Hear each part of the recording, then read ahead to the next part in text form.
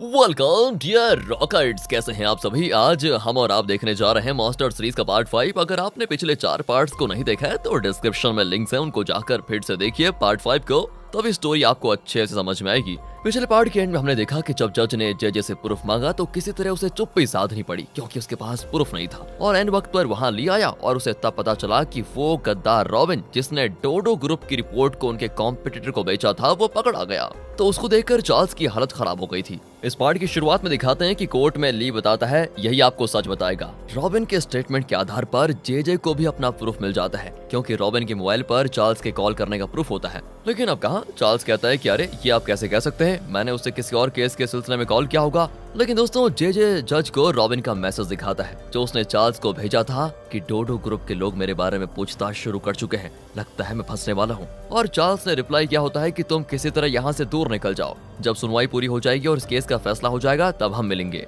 बस दोस्तों ये एक बहुत ही स्ट्रॉन्ग एविडेंस साबित हो जाता है। लेकिन रॉबिन कहता है मैंने वो मैसेज भेजा ही नहीं था, जरूर किसी और ने मेरे फोन से भेजा होगा। और उसकी बात पर कहाँ कोई विश्वास करने वाला था। जज भी फैसला सुना देते हैं कि इससे बिल्कुल साफ होता है कि डोडो ग्रुप ने चार्ल्स के क्लाइंट का पेटेंट नहीं चुराया है और इसीलिए हम ये केस डिसमिस कर रहे हैं। आखिर दोस्तों ली की टीम की मेहनत से डोडो ग्रुप ये केस जीत गई और सभी बड़े खुश होते हैं। लेकिन चार्ल्स बड़े गुस्से में बाहर जाता है। अब गार्ड्स रॉबिन को बाहर लाते हैं तो चार्ल्स उसको डांटता है कि तुम पर भरोसा करके मैंने सबसे बड़ी गलती कर दी। रॉबिन कहता है लेकिन पर सच में मैंने वो मैसेज भेजा ही नहीं था। यहाँ दोस्तों जेजे ली को शाबाशी देता है कि अगर तुम ना होते तो हम ये केस जीत ही नहीं पाते। वैसे रॉबिन तो कह रहा था कि उसने मैसेज नहीं भेजा, तो क्या तुमने उसके फोन से चार्ल्स को मैसेज किया? हाँ, ली स्माइल करके चला जाता है दोस्तों। तो फ्लैशबैक में दिखाते हैं कि ली ने पुलिस स्टेशन से रॉबिन के फोन की कॉल हिस्ट्री ले ली थी। उसने सारे नंबर्स को मैसेज किया था कि डोडो ग्रुप के लोग मेरे बारे में पूछ रहे हैं, लगता है मैं फंस जाऊंगा। लेकिन सिर्फ एक ही नंबर से रिप्लाई आया और वो था चार्ल्स का नंबर। ली ने दोस्तों अपनी इस चाल की बदौलत डोडो ग्रुप को ये केस जितवा दिया था। उसकी समझदारी देखकर जेजे भी बड़ा इंप्रेस हो जाता है।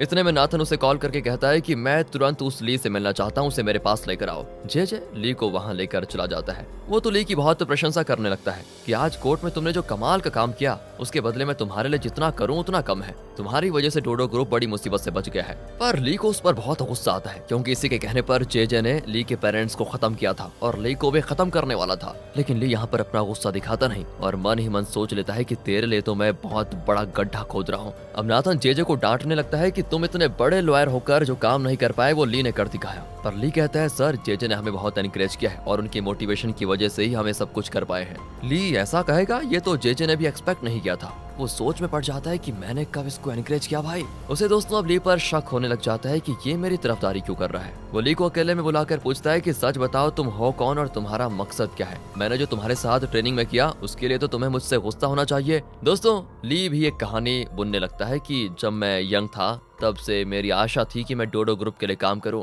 यहीं पर अपना फ्यूचर बनाऊं, खासकर अपनी छत्र छाया में। जेजे को भी उस पर विश्वास हो जाता है और ली को जाने देता है। और अब कॉन्फ्रेंस रूम में इनके फाइनल रिजल्ट्स दिखाए जाते हैं। उसमें ली ऑब्वियसली फर्स्ट रैंक पर होता है और जीना सेकंड रैंक पे।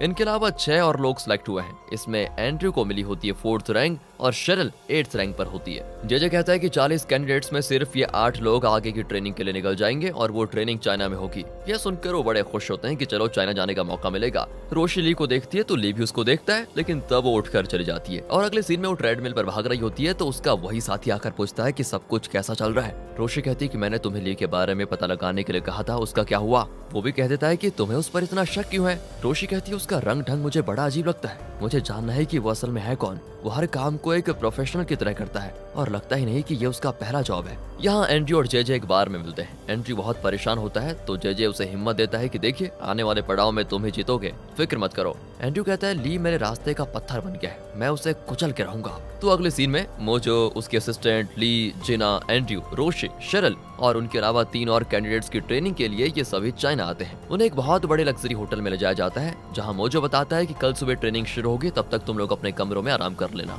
और हाँ, एक कमरे में 2 लोगों को ही रहना होगा। जीना और रोशी को एक रूम दिया जाता है। शेरिल और चश्मा पहनी हुई लड़की को एक रूम, बाकी 2 लड़कों को एक रूम दिया जाता है। और ली और एंड्रयू को एक कमरे में रहना होगा। पर एंड्रयू कहता है मैं तो इसके साथ नहीं रहूंगा। इस पर शेरिल कहती है अगर एंड्रयू को ली के साथ नहीं रहना तो मैं उसके साथ रह सकती हूँ, मुझे कोई प्रॉब्लम नहीं है। मोजो को गुस्सा आ जाता है और वो डांटता है तुम लोग यहाँ पर पिकनिक मनाने आए हो क्या? जैसा कहा जाए वैसा करो चुपचाप, वरना चले जाओ घर वापस। सब घबराकर अपने अपने कमरे में चले जाते हैं दोस्तों। जिन्हें अपने बड़े कमरे को खिड़की से देखते हुए सिटी के दृश्य को और फिर अपने बेड को, हर चीज को बहुत एंजॉय एंजॉय कर रही होती है। ये उसका सपना था कि वो ऐसे बड़े शहर में एक अच्छी लाइफ जिए। वो हर चीज की तारीफ करने लगती है, लेकिन रोशी वो उसको डांट देती है कि ज्यादा चबड़ चबड़ मत करो। क्या तुमने सब कुछ पहली बार देखा है? सो जाओ चुपचाप। जीना भी कह देती ठीक है मालकिन, सो जाती हूँ। यहाँ तो ली और एंड्रयू एक दूसरे का मुंह तक नहीं देखते। एंड्रयू कहता है लाइट ऑफ करो, मुझे नींद आ रही है। और ली कहता है अंधेरे में मुझे नींद नहीं आती। और गुस्से में एंड्रयू लाइट ऑफ कर देता है। दोस्तों कुछ देर के बाद ली फिर से लाइट ऑन कर देता है और फिर क्या, इनका झगड़ा होता है शुरू। जैसे तैसे दोनों सो ही जाते हैं।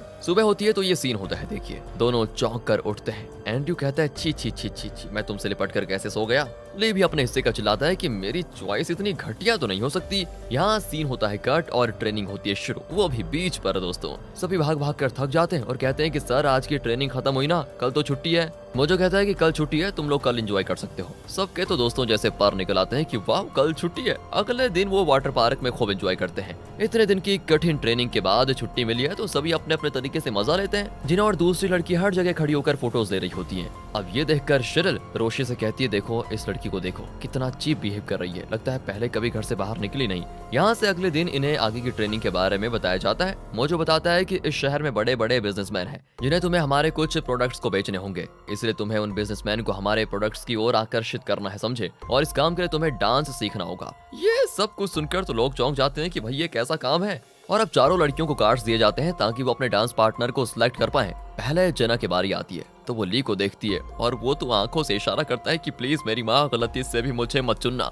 एंड्रयू भी मुंह मोड़ लेता है कि प्लीज मुझे सिलेक्ट मत करना, पर जिना तो ली को ही सिलेक्ट करती है। नेक्स्ट रोशी एंड्रयू को सिलेक्ट करती है। एंड्रयू बड़ा खुश होता है कि ये हुई ना बात। शेरिल और दूसरी लड़की बाकी दो लड़कों को सिलेक्ट कर लेती है। फिर उन्हें डांस सिखाया जाता है। जिना को तो जैसे डांस का डी तक नहीं आता, सब मिलकर उसको सिखाने में लगे होते हैं। यहाँ डोडो ग्रुप को एक कॉल आता है और एक स्टाफ अटेंड करता है। वो चौंक कर कहता है क्या नकली मेडिसिन। और फिर टीवी पर न्यूज आता है कि कोरिया में नकली मेडिसिन की एंट्री की वजह से डोडो ग्रुप की फार्मेसी का बहुत नुकसान हो रहा है और स्टॉक मार्केट में उसकी पोजीशन गिर रही है। डोडो ग्रुप का चेयरमैन मीटिंग बुलाता है और टेंशन में होता है कि कौन इस तरह के नकली मेडिसिन यहाँ बेच रहा है और हमारा नाम खराब कर रहा है। नाथन भी कह देता है कि डोंट वरी पापा, मैं जल्द ही पता लगा लूंगा। चेयरमैन तो गुस्सा करता है कि तुम अगर सच में कुछ उखाड़ पाते तो क्या अब तक पता नहीं लगा पाते तुम उसका।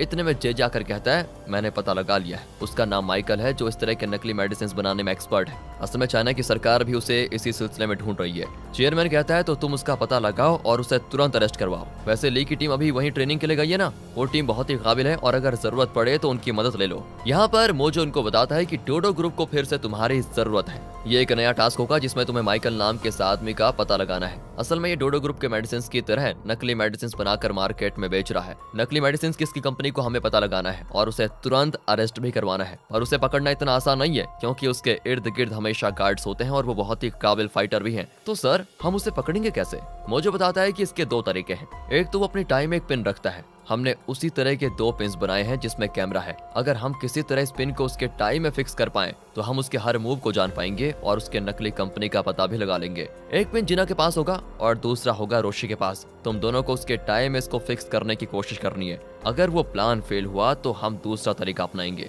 हर हफ्ते माइकल एक गेम खेलने जाता है। अगर उस गेम में तुमने उसको हरा दिया तो वो तुम्हारे साथ मिंगल होगा और तुम उसके बारे में आराम से फिर जान पाओगे। फिर उसे पुलिस में पकड़वाने में हमें काफी आसानी होगी। लियो और एंड्रयू वो गेम खेलना जानते हैं तो ये टास्क इन दोनों को दिया जाता है। अगले सीन में ये लोग एक पार्टी के लिए होते हैं तैयार जिसमें माइकल भी आने वाला है। इन्हें पार्टी के दौरान माइकल के टाई का पिन निकाल कर वो कैमरे वाला पिन लगाना है। सबने बहुत बढ़िया ड्रेस पहना होता है। सिर्फ जिना फैंसी ड्रेस कंपटीशन की तरह येलो ड्रेस और बाल पिंक रिबन के साथ हाजिर होती है। ली तो उसको डांट कर अकेले में लेकर जाता और कहता है ये है तुम्हारा ड्रेसिंग सेंस? क्या है ये सर पे क्या लगा के रखा हुआ है तुमने? एकदम कार्टून जैसी लग रही हो। कहकर वो उसको उखाड़ फेंक देता है। अरे ऐसे ड्रेस में कोई पार्टी में आता है क्या? कहकर वो उसका स्लीव फाड़ देता है और नीचे गाउन भी फाड़ देता है। जिना चिल्लाती है अरे ये क्या कर रहे हो तुम? वस्त्र हरण करोगे क्या मेरा? अरे मुंह बंद करो और आईने में देखो। कहकर ली उसको आईना दिखाता है। तब जाकर जिना को तसल्ली होती है कि हाँ अब मैं बहुत अच्छी लग रही हूँ। और ये भूतनी की तरह मेकअप क्यों किया है तुमने? थोड़ा कम करो इसको। कहकर वो उसका मेकअप निकालता है तो जिना को थोड़ा अजीब फीलिंग होती है। ये सारा एडजस्टमेंट करके जब जिना बाहर आती है तो सभी दंग रह जाते हैं। एंड्रयू को तो विश्वास ही नहीं होता कि ये अचानक इतनी खूबसूरत कैसे बन गई। तब मोजो उसे समझाता है कि इस पार्टी में डांस भी होगा और माइकल भी तुम्हारे साथ डांस करेगा और तब तुम्हें उसके टाई का पिन बदलना है। यहाँ नेल को दिखाते हैं जो जेजे और अपनी बेटी किमी के साथ बैठकर खाना खा रहा होता है। वो बताता है कि मेरी पार्टी में एक एमएलए हार्ट अटैक की वजह से मर गया। अब उसकी पोजीशन के लिए मुझे एक विश्वसनीय एमएलए की जरूरत है। किमी कहती है इसमें परेशान होने की क्या बात है पापा, मैं उस पोस्ट के लिए खड़ी हो जाऊंगी आराम से। वैसे तो मैं एक प्रोफेसर रह चुकी हूँ और मुझे भी पॉलिटिक्स में इंटरेस्ट है, और अगर मैं एमएलए बन गई तो आपका फायदा ही फायदा होगा। दोस्तों जे को भी ये आइडिया अच्छा लगता है कि अगर मेरी वाइफ पॉलिटिशियन बन गई तो मुझे फायदा ही फायदा होगा। नेल को भी ये बात ठीक लगती है, लेकिन तब उसका चेयरमैन का कॉल आता है कि जल्दी मेरे घर पर आओ। नेल और किमी तुरंत वहाँ पर जाते हैं। किमी चेयरमैन की वाइफ के साथ बात करने लगती है तो नेल चेयरमैन से मिलने जाता है, पर वहाँ चेयरमैन तो अपोजिशन के एक पॉलिटिशियन से बात कर रहा होता है जिसका नाम है पॉल, और ये नेल को अच्छा नहीं लगता। उसके जाने के बाद चेयरमैन नेल को बुलाता है और कहता है तुम्हारा एक एमएलए मर चुका है, वो पोस्ट खाली है तो तुम पॉल के बेटे को पोस्ट दे दो। कुछ दिन के बाद मेरी बेटी विदेश से वापस आ जाएगी और मैं उसकी शादी पॉल के बेटे से करवाना चाहता हूँ। ये सुनकर नेल तो चौंक जाता है, पर वो चेयरमैन को सीधे मुंह कह देता है कि असल में मैं वो पोजीशन अपनी बेटी को देना चाहता था, लेकिन अगर आप कह रहे हैं तो मुझे मजबूरन वो पोस्ट पॉल के बेटे को देनी पड़ेगी, क्योंकि मैं आपकी बात को टाल नहीं सकता। वैसे आप तो जानती हैं कि मुझे पॉल से कितनी चिढ़ है। ये कहकर वो चला जाता है। उसके जाने के बाद चेयरमैन अकड़कर कहता है कि मुझसे ज्यादा जवान लड़ा रहा है ये, मैंने इसे इस पोजीशन पर पहुंचाया, खैर कम से कम मेरी बात तो मान ही ली इसने। अब चेयरमैन का पीए बाहर आता है और चेयरमैन की वाइफ और किमी के बीच हो रही बातों को सुनने लग जाता है। चेयरमैन की वाइफ बताती है मेरा हस्बैंड का एक लड़की के साथ अफेयर था जो डोडो ग्रुप में काम करती थी, यहाँ तक कि वो लड़की प्रेग्नेंट भी हो गई। मुझे ये बात पता चली तो मैंने उसे कंपनी से निकाल दिया। मेरे हस्बैंड नहीं जानते कि जब मैंने उसे कंपनी से निकाला तो वो प्रेग्नेंट थी, फिर वो अमेरिका चली गई और वहाँ उसका बच्चा पैदा हुआ। मैंने जेजे से कहकर उस औरत को और उसके बच्चे को रास्ते से हटाने को कहा था और जेजे ने मेरे लिए वो काम भी किया था। असल में दोस्तों ये लोग एंड्रयू और उसकी माँ की बात कर रही हैं। ये सुनकर तो किमी शॉक हो जाती है और पूछती है कि अगर चेयरमैन को पता चल जाता है कि वो प्रेग्नेंट थी तो शायद वो उसे कभी जाने नहीं देते। चेयरमैन की वाइफ कहती है हाँ अगर वो यहाँ पर होती तो मेरी जिंदगी बर्बाद हो जाती, अच्छा हुआ मैंने उसको भगा ही दिया। बस दोस्तों ये सारी बातें पीए सुन लेता है और वो सोच लेता है कि चेयरमैन का एक और बेटा भी है और वो अमेरिका की सड़कों पर लावारिस भटक रहा होगा। यहाँ पार्टी में सभी एंजॉय कर रहे होते हैं और इसे मोजो और उसकी असिस्टेंट कैमरे के जरिए लाइव देख रहे होते हैं। शेरिल और उसके पार्टनर को वेटर्स का काम दिया जाता है। शेरिल कहती है उन लोगों को शानदार पार्टी ड्रेस दिया और हमें देखो वेटर्स का काम पकड़ा दिया, ये तो गलत बात है यार। मोजो कहता है देखो कैमरा रिकॉर्डिंग में तुम्हारी आवाजें भी सुनाई दे रही है, चुपचाप जो काम दिया है वो करो वरना अभी निकल जाओ वहाँ से। अरे नहीं सर मैं तो मजाक कर रही थी, कहकर वो काम पे लगी रहती है। तब माइकल अपनी कार में आता है और उसके साथ उसकी गर्लफ्रेंड होती है, उसके कई गार्ड्स भी होते हैं। कुछ देर में डांस होता है शुरू। माइकल रोशी के साथ डांस करता है और इंग्लिश में कहता है तुम काफी अच्छा डांस कर लेती हो। और रोशी जो कि एनआईए में थी वो कई लैंग्वेजेस जानती है और वो भी इंग्लिश में काफी अच्छा बोल लेती है। डांस के दौरान रोशी अपना हाथ उसकी टाई के पास लेकर जाती है, लेकिन तब माइकल को कोई मैसेज आता है और वो चला जाता है। इसी वजह से रोशी उस पिन को लगाने में सफल नहीं हुई थी। कुछ देर के बाद वो लौट कर जिना के साथ डांस करता है। वो कहता है वाह तुम तो सच में बहुत सुंदर हो। जिना की समझ में नहीं आता कि वो क्या कहे, तो माइकल पूछता है तुम जिसके साथ यहाँ पर आई थी क्या वो तुम्हारा बॉयफ्रेंड है? जिना कहती नहीं सिर्फ फ्रेंड है। अब जिना पूछती तुम्हारे साथ क्या तुम्हारी गर्लफ्रेंड आई है? वो कहता है हाँ वो मेरी गर्लफ्रेंड है, पर अगर तुम चाहो तो मैं उसे छोड़ भी सकता हूँ। आज रात मुझसे अकेले में मिलोगी तो मैं तुम्हें अपनी नई गर्लफ्रेंड बना लूंगा, कहकर वो जिना को अपने कमरे का नंबर बताता है। पर जिना गलती से उसके शूज पर चढ़ जाती है क्योंकि उसको ठीक से डांस करना नहीं आता। वो पूछता है अरे तुम इतनी नर्वस क्यों हो? जिना कहती है असल में मुझे उतना अच्छा डांस करना नहीं आता इसीलिए। वो भी कह देता है कोई बात नहीं, अगर तुम चाहो तो मेरे कमरे में आ सकती हो, कहकर वो अपने कमरे का नंबर बता कर चला जाता है। जिना भी पिन रखने में सफल नहीं हुई, पर वो फैसला करती है कि अकेले माइकल के कमरे में जाएगी और ये काम पूरा करेगी। लेकिन ली चिल्ला देता है कि तुम पागल तो नहीं होगी क्या? जानती भी हो वो कितना खतरनाक आदमी है, अगर उसने कुछ उल्टा सीधा कर दिया तो?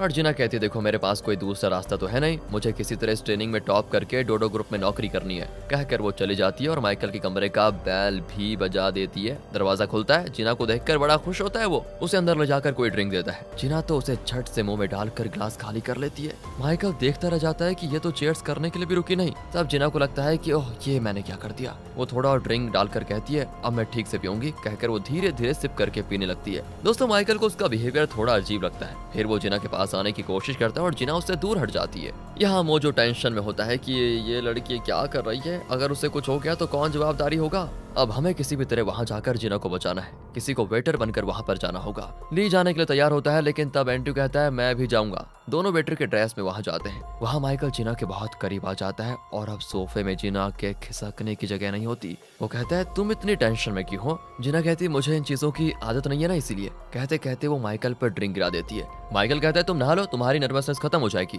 जिना कहती है पर ड्रिंक तो तुम पर गिरा है ना, तुम नहा कर आ जाओ। ये भी ठीक है, कहकर वो अपनी टाई से पिन निकाल कर नहाने जाता है। इतने में डोरबेल बजती है। जिना टेंशन में हो जाती है कि पिन चेंज करने का अच्छा मौका मिला था, अब कौन ससुर आ गया। वो माइकल से कहती है तुम नहा लो, मैं देखती हूँ दरवाजे पे कौन है। दरवाजे पे ली और एंट्री को देखकर जिना घबरा जाती है कि अब क्या होगा। तब माइकल दरवाजे के पास आने लग जाता है और पूछता है क्यों आए हो तुम लोग। और यहीं पर हो जाता है दोस्तों पार्ट 5 का दी एंड। इंतजार कीजिए पार्ट 6 का, और आगे के पार्ट्स देखना चाहते हैं तो सीरीज की वीडियोस को लाइक एंड ज्यादा से ज्यादा शेयर कीजिए। मिलते हैं अगली वीडियो में, ध्यान रखिएगा अपना and finally thanks for watching.